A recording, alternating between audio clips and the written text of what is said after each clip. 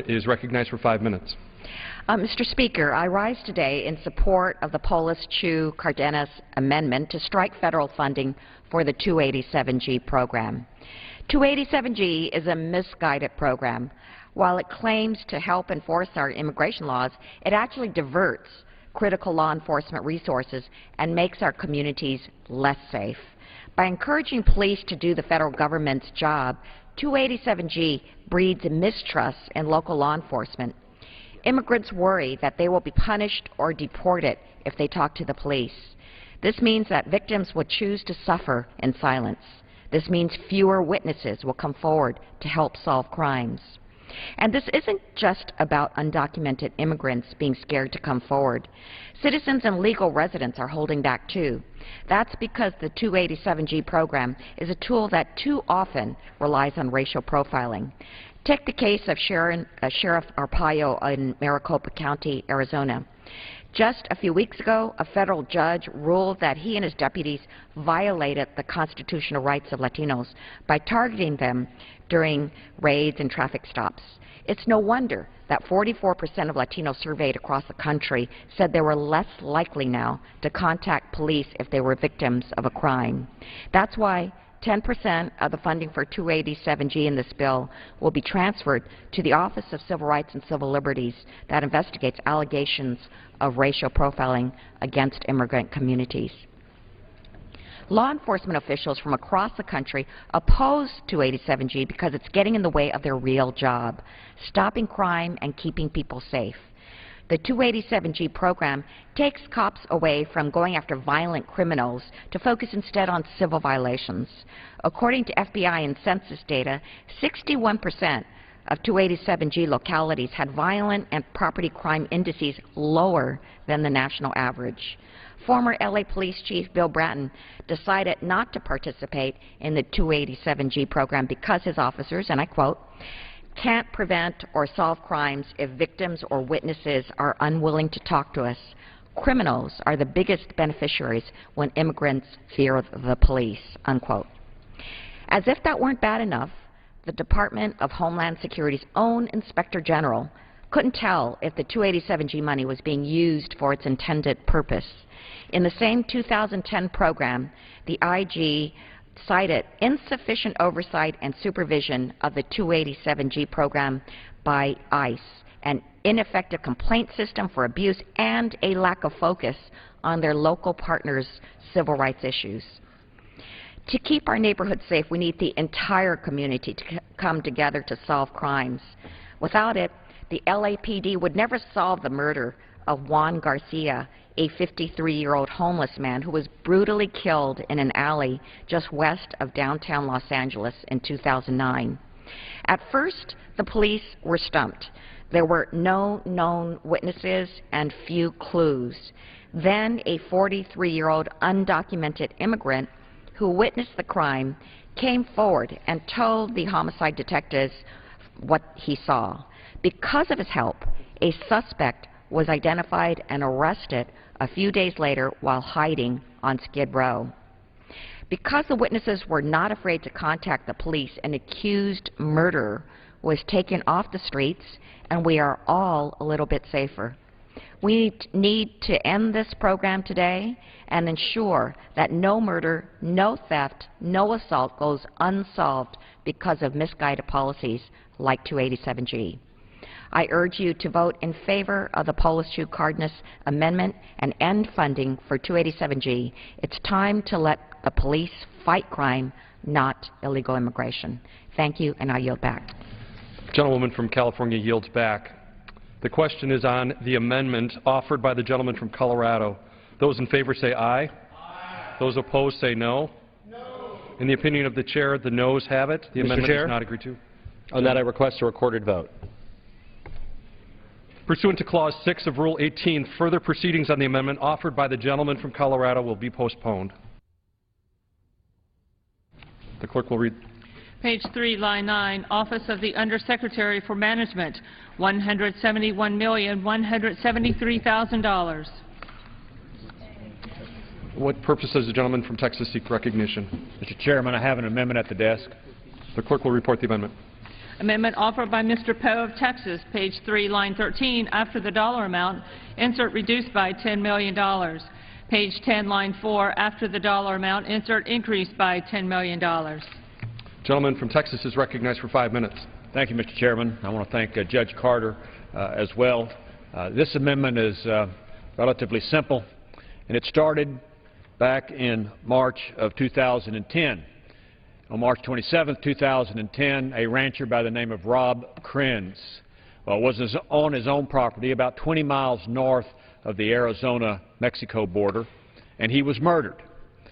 Even now, 3 years later, the killer or killers have not been captured. When he was found by people that lived there, his wife, Sue, was convinced that one of the reasons he was murdered, that he was in a certain area of his ranch that is a dead zone.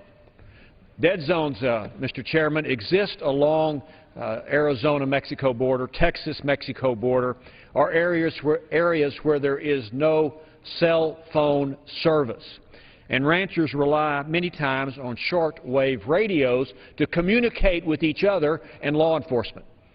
Basically, Rob Krenz could not call for help when he was murdered. This legislation first started when Gabby Giffords was here in Congress, and she proposed in 2010 that we fix that problem by taking about $10 million from the Office of Undersecretary of Management of DHS and move it to the Border Security Fencing Infrastructure and Technology account with the purpose of allowing the ranchers to have access to cell phone service so they can call for help when they're in trouble. Legislation has passed twice and has not passed and become law. So this legislation is being brought to the House again for the third time. I appreciate the support from my friend Henry Cuellar from Laredo, Texas. It's common sense legislation. There are portions of the border that are not secure. In those portions, those dead zones, at least let's help out the ranchers so they can call for help when they are in trouble. And that's what this legislation does. And I yield back the remainder of my time. Thank you. The gentleman from Texas yields back. For what purpose does the gentleman from Texas seek recognition? I'm going to strike the last word. Gentleman is recognized for 5 minutes. Mr. Speaker, I'm happy to accept this amendment from my colleague and friend Judge Poe, which provides $10 million for CBP to procure additional equipment for surveillance and detection at both southern and northern borders. Some of the technological solutions CBP procures for border security include integrated fixed towers, tactical communications, and tethered aerostat radar systems. All these systems increase situational awareness and assist law enforcement personnel as they identify and resolve illegal activity.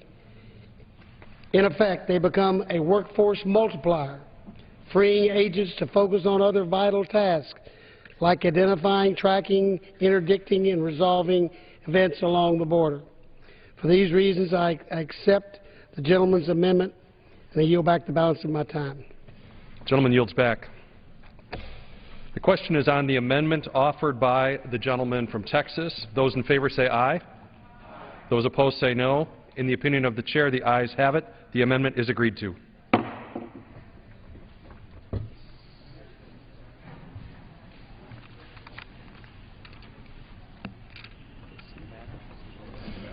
For what purpose does the gentleman from Nevada seek recognition? Mr. Chairman, I have an amendment at the desk. The clerk will report the amendment. Amendment offered by Mr. Heck of Nevada, page 3, line 3, after the dollar amount, insert reduced by $5 million.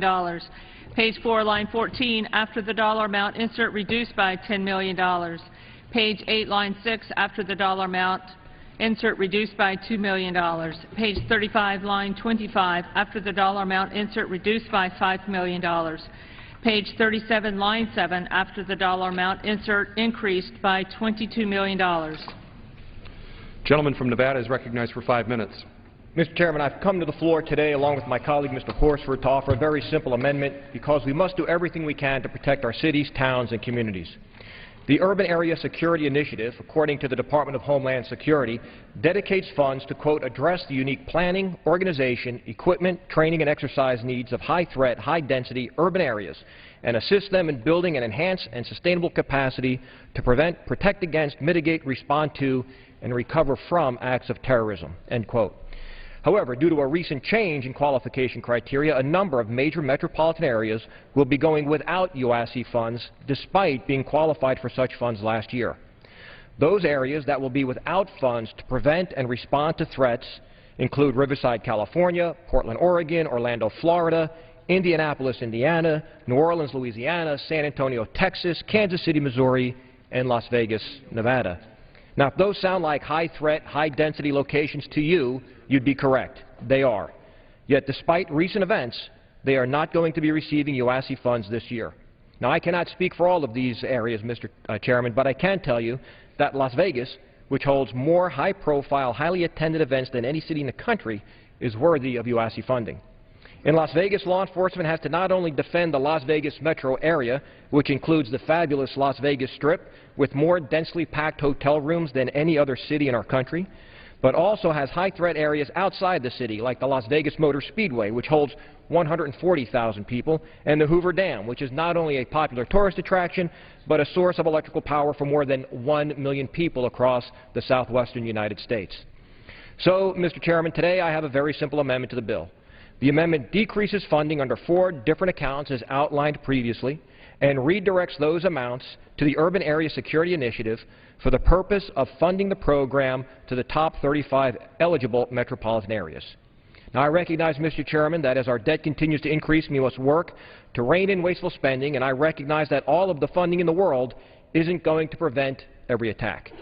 But in this case, don't we think the safety and well-being of our cities and communities, our families and our children are a worthy expense? Don't we believe they deserve our support? My amendment goes to the very heart of the core functions of our democratic government, Mr. Chairman. Our Constitution states that our federal government must, quote, ensure domestic tranquility and provide for the common defense, end quote. That is the issue at hand with my amendment. As someone who has worked on the front lines of Homeland Security as a SWAT physician and emergency preparedness consultant, as well as someone who's worn the uniform in the U.S. Army Reserve, I believe that overlooking the risks faced by the top 35 cities would be a mistake, and we should provide them the funding they need. I urge my colleagues to support this amendment, and I yield back the balance of my time. Gentleman from Nevada yields back. Mr. Speaker. Gentleman from Nevada, for what purpose does the gentleman from Nevada seek recognition? Thank you. I would like to strike the last word. Gentleman is recognized for 5 minutes. Thank you, Mr. Speaker. This bipartisan amendment I am offering along with Congressman Heck would help address some of our concerns about the calculations in the Urban Area Security Initiative funding formula. UASC provides critical funding to cities that are at risk for a terrorist attack. As a member of the authorizing committee for the Department of Homeland Security, I want to work with the appropriators on this concern. I have become deeply concerned about how the formula currently being used by the Department of Homeland Security will determine eligibility for this funding. The formula sometimes counts multiple buildings as a single site, something that shortchanges the Las Vegas Strip. It also punishes cities for successfully implementing anti-terror programs. Well, we should not be the victims of our own success. As it stands now, critical anti-terror programs for major tourist destinations around the country are being defunded, including for Las Vegas, New Orleans, and Orlando, to name a few. That's the Las Vegas Strip, the site of Mardi Gras, and Disney World. This is not an issue of budget cuts. It's an issue of prioritization. It's an issue of a faulty policy that completely ignores some major international tourist destinations and the threat posed to them. During a recent House Homeland Security Committee hearing, I asked Boston Police Commissioner Edward Davis about the value of the UASC program in responding to the tragic events of the Boston Marathon attack. Commissioner Davis told the committee that if it were not for UASC, quote, there would have been more people who would have died in these attacks. It is critical that we maintain that funding to urban areas, unquote. He stressed that this is not a frivolous expenditure. It's something that works. It's something that our sheriff is asking for. It's something that our mayor of Las Vegas is asking for. And it's something the people on the ground, the first responders, desperately need. I visited the Southern Nevada Counterterrorism Center recently. They do incredible work in keeping the 2 million residents and the 40 million tourists who come to Southern Nevada safe. In studies on terrorist targets, however, the RAND Corporation has stated that Las Vegas stands out in having a high proportion of high likelihood targets compared to the nation as a whole. The same study also reports that the unique composition of hotels, casinos, and skyscrapers increases the overall attack probability in Las Vegas relative to other cities in the same likelihood tier. Yet in my home state of Nevada, Mr. Speaker, we face reduced UASI funding because of flaws in the relative risk profile model that has inappropriately dropped Las Vegas's ranking as a likely terrorist target. We need a serious re-evaluation of the funding formula for UASI. It is wrong that Las Vegas has dropped in rankings, and it is wrong that we will face reduced funds because of faulty calculations. I urge adoption of this amendment, and I look forward to continuing to work with the appropriators on addressing this very important concern to the safety of our domestic home front. Gentleman from Nevada yields back. For what purpose does the gentleman from Texas seek recognition? Mr. Chairman, I rise in opposition to this amendment. Gentleman is recognized for 5 minutes. The bill before us today was born out of a need for reform. It consolidates desperate grant programs, provides discretion to the Secretary while balancing fiscal discipline. In total, this bill provides for $2.5 billion for Homeland Security first responder grants. This is $400 million above the President's request for fiscal year 14 and $35 million above fiscal year 13. This bill prioritizes our funding.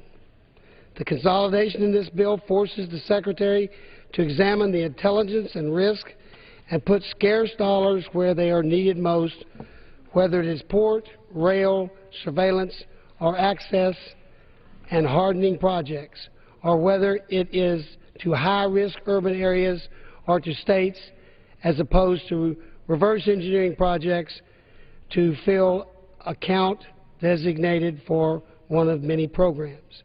This does not mean lower-risk cities will lose all funding. It means the funds will come from other programs such as state homeland grants that are risk and formula-based. I strongly urge my colleagues to support fiscal discipline and vote no on this amendment. Yield back. Gentleman from Texas yields back. For what purpose does the gentleman from North Carolina seek recognition? Mr. Chairman, I move to strike the last words. Gentleman is recognized for 5 minutes. Mr. Chairman, I want to join the chairman in opposing this well-intentioned amendment. The amendment would cannibalize various administrative accounts throughout the bill. The Office of the Secretary for Executive Management, the Chief Financial Officer, the CBP salaries and expenses, FEMA salaries and expenses, somewhat obscure accounts, you might say, but nonetheless accounts that are vital to the department's functioning, would cannibalize these accounts and put $22 million more in grants, presumably for urban grants, UASI. Now, the grant programs can always use more money. I've championed those programs for years, especially the risk-based UASI program. But we need to think carefully what this amendment is really about. This is a risky path for this body to go down. It really seems to be about adding cities to UASI. Adding cities. Now, UASI-eligible cities, and there are 25 of them, are picked on a risk basis. There's a formula involving threat and vulnerability and consequence. The estimates are updated every year. This is probably the most strictly risk-based assessment that DHS undertakes. Do we really want to substitute that for picking these cities on the House floor? I'm afraid that's what this amendment is all about, or at least it's the path that it could put us on. And so therefore I urge its rejection. And I yield back. Gentleman from North Carolina yields back. The question is on the amendment offered by the gentleman from Nevada. Those in favor say aye. Aye. Those opposed say no. No. In the opinion of the chair, the noes have it. The amendment is not agreed to. That matter, I request a recorded vote. Pursuant to Clause 6 of Rule 18, further proceedings on this amendment offered by the gentleman from Nevada will be postponed.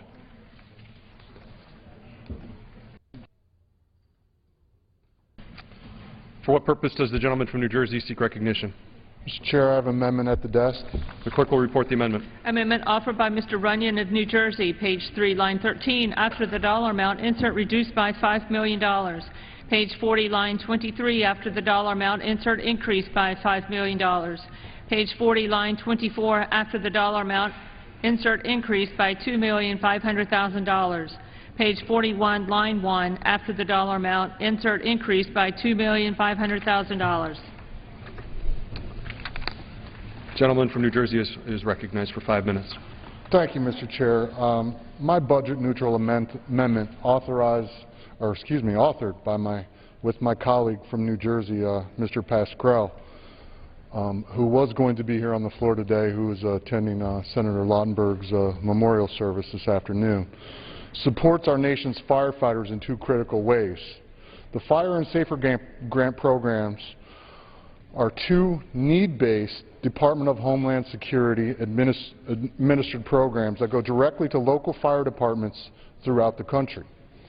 This amendment supports volunteer and career firefighters by giving them resources to purchase highly specialized equipment necessary to carry out their mission. Mr. Chair, we all recognize the budget pressures facing our federal government and the need to prioritize where our tax dollars are spent. Fire and Safer Grants are a very important partnership with local fire departments and invests in our communities and increases the safety of our constituents. For that reason, I strongly urge my colleagues to support this amendment, which helps to ensure firefighters have the resources they need. And with that, I thank you and I yield back the balance of my time. Gentleman from New Jersey yields back. For what purpose does the gentleman from North Carolina seek recognition? Mr. Chairman, I move to strike the last words. Gentleman is recognized for 5 minutes. Mr. Chairman, I rise simply to express support of the amendment. Gentleman yields back. For what purpose does the gentleman from Texas seek recognition? Mr. Chairman, I move to strike the last word. Gentleman is recognized for 5 minutes. Mr. Chairman, I accept the gentleman's amendment. The gentleman yields back. Yield back. The question is on the amendment offered by the gentleman from New Jersey. Those in favor say aye. Those opposed say no. In the opinion of the chair, the ayes have it. The amendment is agreed to.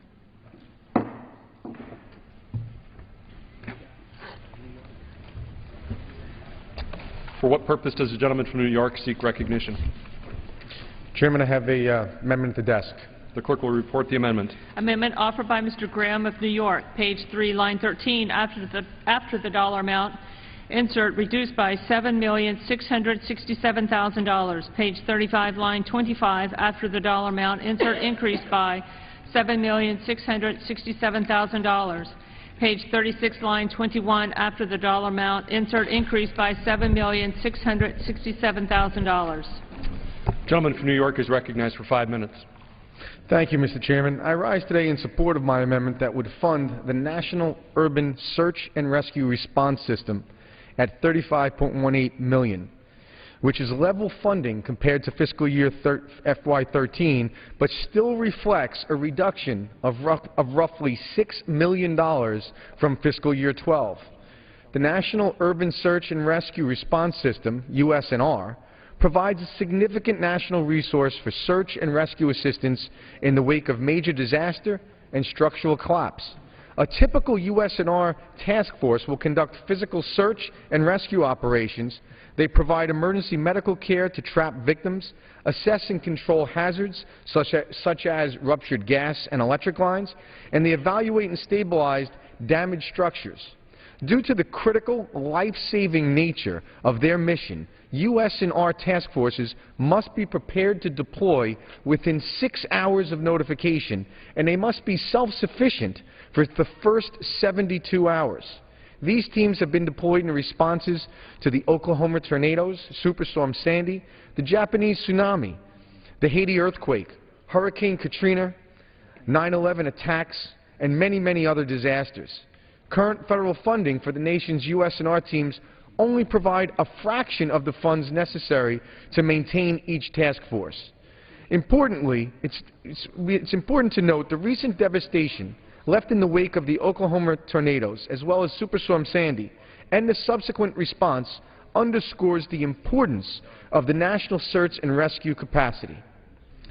Providing proper funding for the urban search and rescue response system will help ensure that these highly skilled teams are available to respond to major emergencies without jeopardizing the budget priorities of our local first responders. I'd also like to thank my colleague and friend from Virginia, Mr. Connolly, who is the lead co-sponsor of this amendment and a strong, strong advocate for the urban search and rescue program. Therefore, I urge you to vote yes on this amendment and properly fund this critical program. With that, I yield back the balance of my time. Gentleman from New York yields back. For what purpose does the Mr. Chairman, I move to strike the last word. gentleman from Virginia is recognized for 5 minutes. I thank the Chair, and I am so pleased to join my colleague once again in sponsoring this important amendment to restore funding to our nation's elite urban search and rescue teams. Our modest, simple, straightforward amendment, which has the support of the International Association of Firefighters, would provide level funding, as my colleague just indicated, for the Department to continue supporting the 28 national teams currently spread across 19 states, including our respective home states of New York and Virginia. When people are trapped in the unstable rubble of a collapsed building, the window of survivability can be measured in hours. Without highly trained responders, rescue attempts can actually imperil victims and rescuers alike. Thankfully, because of this training, we have made strategic investments in specialized research and search and rescue teams. These elite firefighters and emergency medical technicians are not just first responders, though they are that. For people awaiting rescue, they are often the last hope. As my colleagues are aware, federally supported search and rescue responders were on the scene recently in Oklahoma after the tornadoes, and in New Jersey and New York after Superstorm Sandy last year. Prior to coming to Congress, Mr. Chairman, I served for 14 years in local government in Fairfax County, Virginia. And for 9 of those years, I shared an office with the fire department. I saw daily the selfless dedication of men and women who put their lives at risk in service to others. Fairfax County is home to one of the most elite USAR teams in the country, in fact, in the world. In partnership with the U.S. Department of Homeland Security, the U.S. Agency for International Development, FEMA, the local county government, Fairfax, serves American interest both here at home and abroad. The team is comprised of highly skilled career and volunteer fire and rescue personnel whose daily duties are to serve the community by responding to local fire and medical emergencies.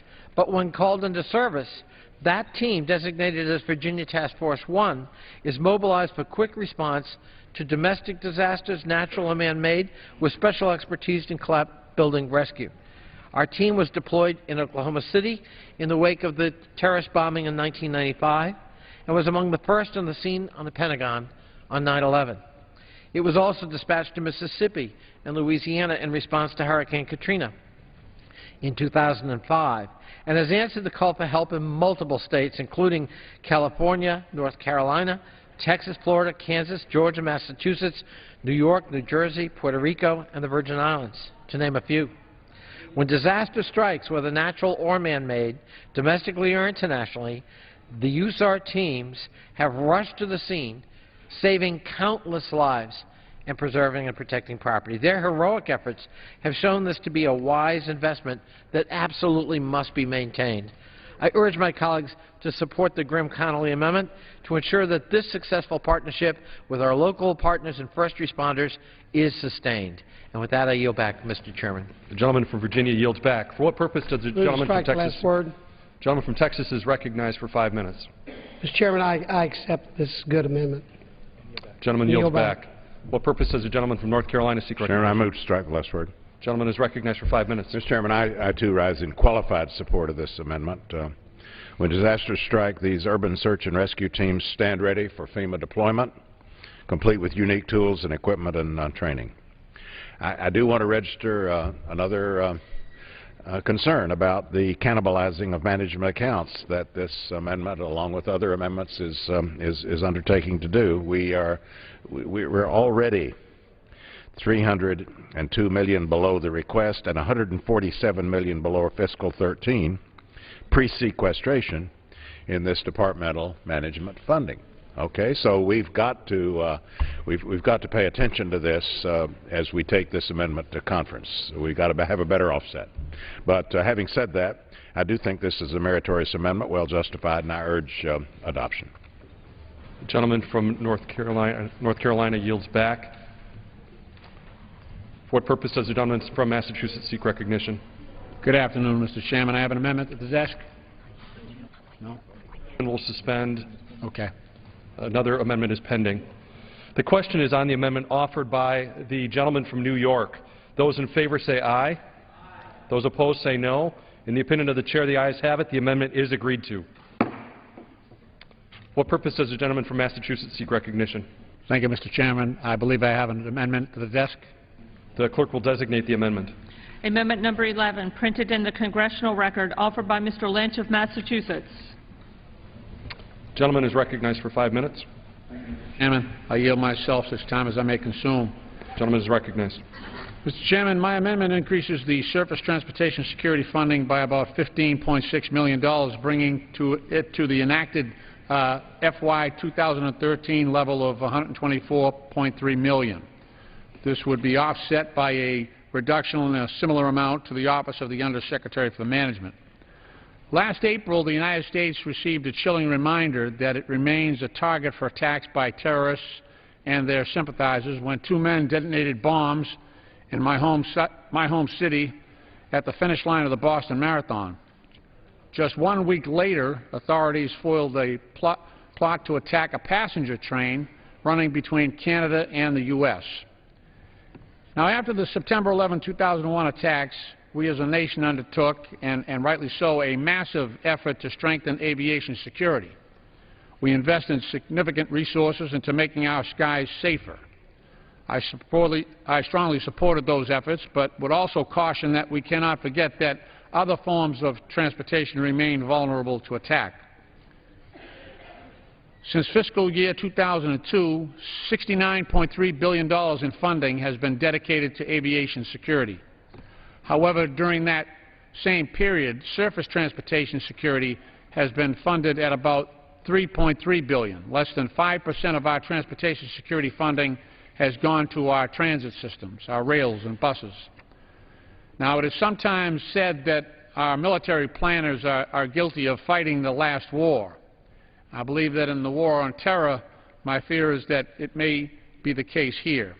Over the last number of years, we've seen buses and passenger rail systems targeted throughout Europe and Asia. I'll just mention a few. As I mentioned, in April of 2013, there was an al-Qaeda-linked plot to attack a passenger train running between New York and Toronto. In July 2006, 7 bomb blasts over 11 minutes took place on the suburban railway in Mumbai. 209 were killed and over 700 injured. In March 2004, coordinated bombings on the Madrid commuter rail system resulted in 191 killed and 1,800 injured. In February of 2004, 2 suicide bombers attacked the Moscow metro stations. At least 40 were killed and over 100 injured. As well, in Israel, France, and Japan, they have suffered similar attacks on their bus and railway systems. Many people don't realize that U.S. passenger rail systems carry about 5 times as many people as do airlines. For a potential terrorist looking to cause as much damage and panic as possible, we cannot ignore the fact that our rails and buses are a target. This amendment is one step to better secure our surface transportation systems that move millions of Americans each and every day. I urge my colleagues to support both this amendment and the main bill, and I thank you, Mr. Chairman. I reserve the balance of my time. Gentleman yields back from Massachusetts, may not reserve time. Yes. Gentleman from Texas. Move to for what strike the last purpose? word. Gentleman is recognized for 5 minutes. Mr. Chairman, I'm prepared to accept the amendment. I, too, have concerns about surface rail. Gentleman Yield yields back. back. For what purpose does the gentleman from North Carolina seek recognition? Mr. Chairman, I move to strike the last words. Gentleman is recognized for 5 minutes. Mr. Chairman, I want to commend the gentleman on his attention to the very real vulnerabilities of surface rail, his attention to this, and urge acceptance of the amendment. Gentleman yields back. The question is on the amendment offered by the gentleman from Massachusetts. Those in favor say aye. Those opposed say no. In the opinion of the chair, the ayes have it. The amendment is agreed to. For what purpose does the gentleman from Florida seek recognition? Mr. Chairman, I have an amendment at the desk. Reading has not progressed to that point yet. Okay. Clerk will read. Page 4, line 11, Office of the Chief Financial Officer, $41,242,000. Office of the Chief Information Officer, $210,735,000. Analysis and Operations, $291,623,000. Office of the Inspector General, $113,903,000. Title II, Security, Enforcement, and Investigations, U.S. Customs and Border Protection Salaries and Expenses, $8,275,983,000.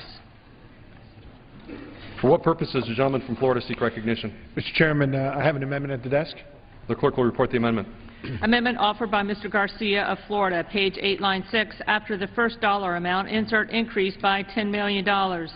Page 12, line 12. After the dollar amount, insert reduced by $10 million. Page 12, line 23. After the dollar amount, insert reduced by $3 million. Gentleman from Florida is recognized for 5 minutes. Thank you, Mr. Chairman. My amendment seeks to increase by $10 million the funding for Customs and Border Protection staffing, and to decrease by $10 million the funding for the controversial 287G Immigration Enforcement Program. At the time when our economy is just starting to pick up steam, this amendment is intended to promote trade, travel, tourism, and investment through our nation's airports and ultimately support our economic recovery. As the busiest airport in the United States for international flights and the gateway to the Americas, Miami International Airport is a vital economic engine for South Florida and our country. Unfortunately, MIA has been among the worst hit with inadequate Customs and Border Patrol staffing levels. At worst peak travel days, we have over 3 hours and a half of waiting time and sometimes up to 800 missed connections. If we want to continue being the top destination for foreign investors, for immigrants, for tourists, for visitors, for business people, we need to ensure we have an adequate CBP staffing to handle our growing number of visitors. While these personnel shortages are especially acute at MIA, these delays are prevalent at international hubs throughout the country, impeding trade, travel, tourism, and investment. And we need to fuel our economic recovery and create jobs. This amendment seeks to reduce the funding of Section 287G program to enable the increase of funding of CBP staffing. This immigration enforcement program has been controversial and criticized for many years and has been made increasingly redundant by the development and expansion of other questionable programs like Secure Communities. While this appropriations bill provides $68 million in funding for 287G, that amount exceeds the request from the Department of Homeland Security by $44 million. That is a $44 million increase over the request. Both major cities of Chiefs Association and the International Associations of Chiefs of Police have expressed strong concerns about Section 287G's program, which undermines public safety and diverts limited law enforcement resources and exacerbates fear and distrust in our communities. And if that wasn't enough, other immigration enforcement programs like Secure Communities have replaced the need for 287G, and yet we are continuing to fund a practically defunct program. I believe these funds are better spent in promoting American commerce and our nation's airports and invigorating our economy. I urge my colleagues to support what I think is a very sensible and important amendment, and I yield back the balance of my time. Gentleman from Florida yields back. For what purpose does the gentleman from Texas seek recognition?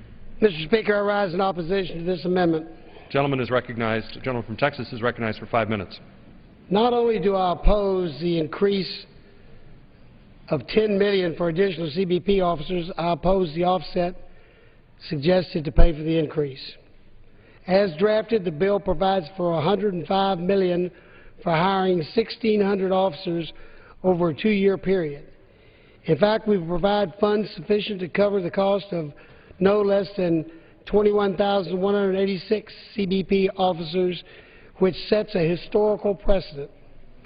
The reason we took this incremental approach to hiring 1,600 new officers is because CBP's staffing and deployment plan was not linked to its goals for border security. To address these concerns, the report includes language directing CBP to provide more complete 5-year staffing and deployment plan.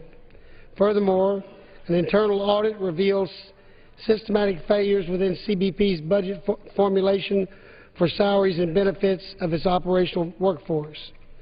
And though I believe taking a go-slow approach to hiring just makes sense, I oppose the offset which decreases funds for 287G program.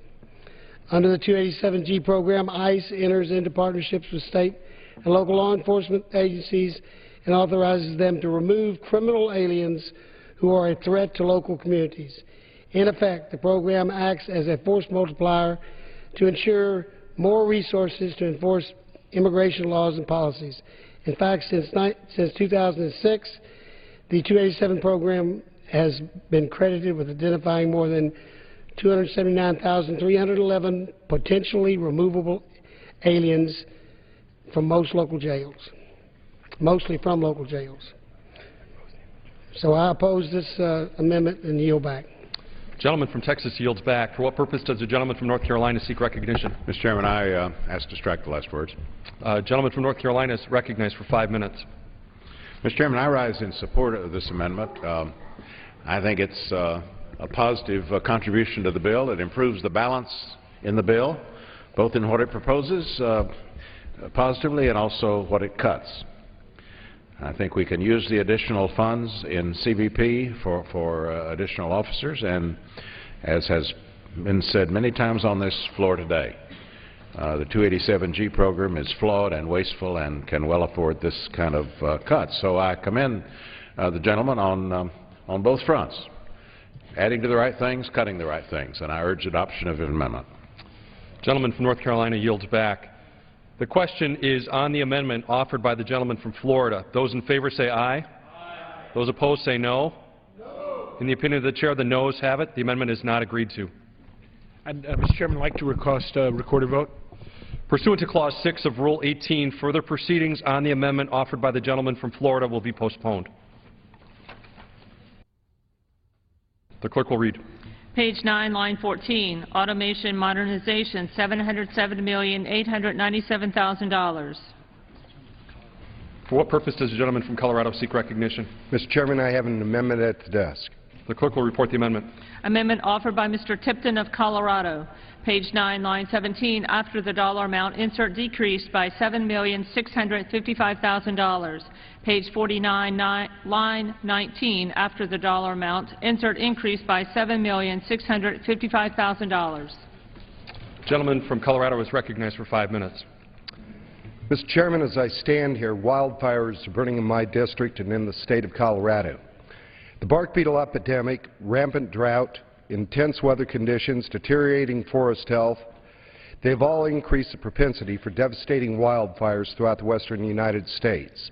According to the National Interagency Fire Center, last year more than 9.3 million acres of land burned. That is an area that is approximately the size of Rhode Island, Delaware, the District of Columbia, and Massachusetts combined. These fires tragically claimed 13 lives, destroyed more than 2,000 homes, led to hundreds of millions of dollars in damages. Nearly 400,000 acres burned in Colorado alone, with the tragic loss of 6 lives. The status quo of addressing a problem when it's too late is no longer good enough. The status quo has given us decades of declining forest health. The status quo has given us years of increasingly catastrophic wildfires. The status quo has put people, communities, and ecosystems at risk. We must do more. Forests are vital for the western United States. They provide limitless environmental and economic benefits when healthy. It's our responsibility to be able to preserve this incredible natural resource and do all that we can to be able to restore forest health. And we also need to be able to prevent future loss of life and property to catastrophic wildfire. I urge this body to be able to join with me and my colleague, Congressman Polis of Colorado, in taking a step to be able to prevent these tragedies. For far too long, we've been working to stop fires once they start, and mitigation damage once it's already occurred. As the old saying goes, an ounce of prevention is worth a pound of cure. That is what this amendment is about, getting ahead of this problem by investing greater resources toward prevention so that we can take a more proactive approach to restoring our forests to a healthy natural state. Representative Polis and I have introduced this amendment to direct $7,655,000 to FEMA's National Pre-Disaster Mitigation Fund, a program uniquely suited to be able to assist our effort to be able to reduce the occurrence of wildfire, as it would provide funds aimed at mitigating conditions that lead to these fires. Despite the need for proactive programs such as this in the wake of increased occurrences of extreme weather events, including wildfire, the National Pre-Disaster Mitigation Fund is facing a reduction of nearly $2.5 million this year. Considering the value of this program and the term saving it generates it through prevention of destructive fires, I believe there are some more appropriate areas within the federal government where it can realize budget savings. Our amendment is offset by decreasing the same amount of funding in the Automation Modernization account of the Department of Homeland Security, which received an increase of $7,655,000 this year for its IT modernization, despite concerns that transparency of spending with the agency. I share the concerns expressed there. Senator Coburn's Waste Book provided some troubling findings about wasteful spending within DHS, including the fact that this agency has spent over $35 billion of the taxpayers' money in the last 10 years. In fiscal year 10, DHS spent $6.5 billion on IT spending alone. In 2013, DHS planned to spend $4 billion on 68 major IT programs. A third of these programs cost about $1 billion and were identified by the Government Accountability Office as containing waste and not meeting specified commitments. Besides being replete with wasteful government spending, many programs at DHS have found to be overlapping, unnecessary, or lacking in transparency. Until these concerns are addressed, I do not believe we should be providing additional resources for these programs at DHS. Instead, we better use that $7,655,000 to take steps towards proactively reducing the occurrence of devastating wildfires while redirecting those funds to the National Pre-Disaster Mitigation Fund. I urge my colleagues to support this important amendment and safeguard our forests. I yield back the balance of my time. The gentleman from Colorado yields back. For what purpose does the gentleman from Colorado seek recognition? I move to strike the last word. The gentleman is recognized for 5 minutes. Thank you, Mr. Chairman. I'd like to join my colleague, Mr. Tipton, in bringing forward this important amendment. Here in the first week of June, there's already 2 wildfires that have erupted in my district. Mr. Tipton and I share northern and western Colorado. Just this last Monday, a wildfire ignited near Evergreen, Colorado. We had evacuation of several thousand people. These are just the early season fires, and this year's wildfire season could very well be longer and more extreme than ever before. Already the National Interagency Fire Center has predicted that this summer will bring an increased fire threat to communities in multiple states across the United States. Unfortunately, last year was a devastating year for fires in my home state. We had 2 of our most destructive fires in history. In 2012, wildfires destroyed 650 structures. 6 Coloradans lost their life in wildfires. 384,000 acres of land were burnt, and close to over $500 million in property damage. In addition to wildfires, our country and our state has experienced natural disasters like droughts and tornadoes, and the impacts of these are reminders of how costly and destructive extreme weather can be and how important it is to be prepared and to reduce risks where we can. In total, 11 extreme weather events last year across the country, including hurricanes, tornadoes, fires, cost taxpayers $96 billion. Extreme weather events have a real impact, a human impact, and a cost. But we have an opportunity in this amendment to reduce and minimize the damage and costs of extreme weather events like wildfires by mitigating the threat prior to an event. That's why I joined Representative Tipton in directing $7.6 million to the National Pre-Disaster Mitigation Fund. We can spend a penny now to save a dollar later. The National Pre-Disaster Mitigation Fund is one of the only FEMA programs that reduces fire danger before a fire starts. By increasing funding to mitigate extreme weather events, we can allocate more resources to preventing the impact of these devastating fires, saving lives and saving money. Unfortunately, the Pre-Disaster Mitigation Fund, absent this amendment, is only funded at $22.5 million, which is actually a reduction of $2.475 million, even though events are occurring at higher rates last year, and we have no reason to believe that this year will be different. The Pre-Disaster Mitigation Fund, very simply, is a good investment, Mr. Chairman. The Pre-Disaster Mitigation Fund investments have already led to significant savings to taxpayers by reducing risks and damages caused by extreme weather. The amendment's completely offset by reducing the same amount of funding in the Automation Modernization account. In fact, our amendment actually decreases costs in the first year by $4 million.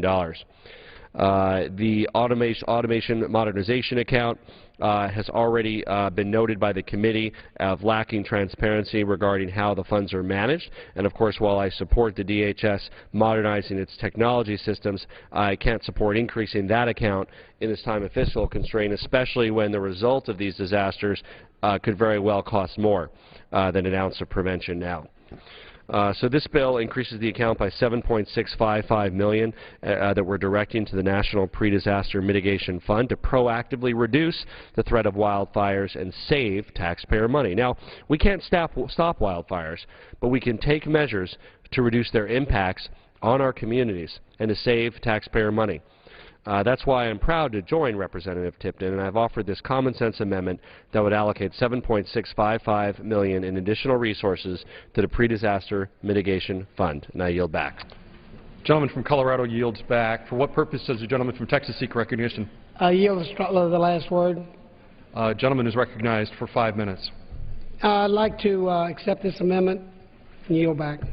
Gentleman yields back. For what purpose does the gentleman from North Carolina seek recognition? Mr. Chairman, I rise to strike the last word. Gentleman is recognized for 5 minutes. I, too, urge adoption of this amendment. I want to commend the chairman, though, while I have a moment, for putting in $22.5 million for disaster mitigation into this bill.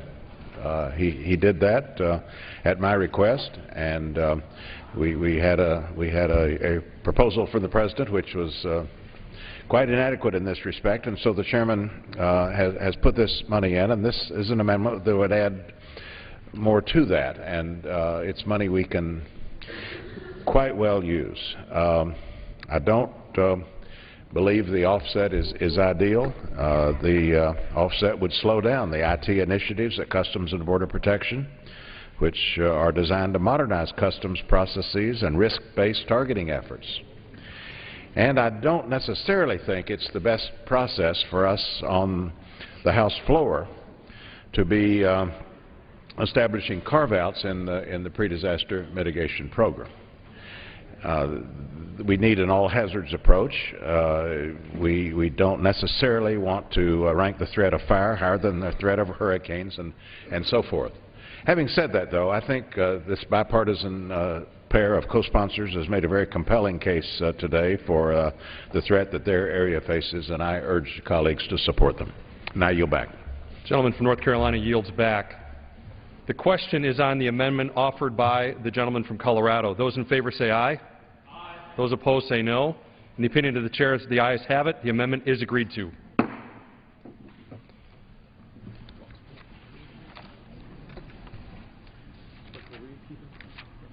The clerk will read. Page 10, line 1, Border Security Fencing, Infrastructure and Technology, $351,454,000 to remain available until September 30th, 2016. Air and Marine Operations, $802,741,000. Construction and Facilities Management, $471,278,000 to remain available until September 30th, 2018. U.S. Immigration and Customs Enforcement Salaries and Expenses, $5,344,461,000. For what purpose does the gentleman from Florida seek recognition? Mr. Chairman, I have an amendment at the desk. Clerk will report the amendment. Amendment offered by Mr. Deutsch of Florida, page 13, beginning on line 22, strike provided further that funding made available under this heading shall maintain a level of not less than 34,000 detention beds through September 30th, 2014. Gentleman from Florida is recognized for 5 minutes. Thank you, Mr. Chairman. Mr. Chairman, before I begin, I have a letter of support of this amendment signed by 66 local, national, and state groups, and I ask unanimous consent to be entered into the record. Gentleman's request will be covered by general leave. Thank you. Thank you, Mr. Chairman. Mr. Chairman, this amendment would strike the provision in H.R. 2217, which states, quote, that funding made available under this heading shall maintain a level of not less than 34,000 detention beds through September 30th, 2014. Immigration and Customs Enforcement has interpreted this provision, which has been in past appropriations bills, to require the maintenance of a daily detention population of 34,000 people. This detention bed mandate ties the hands of ICE and restricts their discretion to make detention decisions, even when release could be appropriate. Indeed, this is an unprecedented mandate for law enforcement, as no other law enforcement agencies have a quota for the number of people that they must keep in jail. And this detention bed mandate is a drain on ICE's limited resources. On March 19th of this year, I participated in a Judiciary Committee oversight hearing with ICE Director John Morton that addressed this issue. Director Morton explained that ICE had interpreted language in the previous continuing resolution as requiring the agency to keep, quote, a yearly average daily population of approximately 34,000 individuals, close quote. Accordingly, ICE has been maintaining an average daily detention population well over 34,000 people, with the numbers fluctuating between 35,000 and 37,000 people.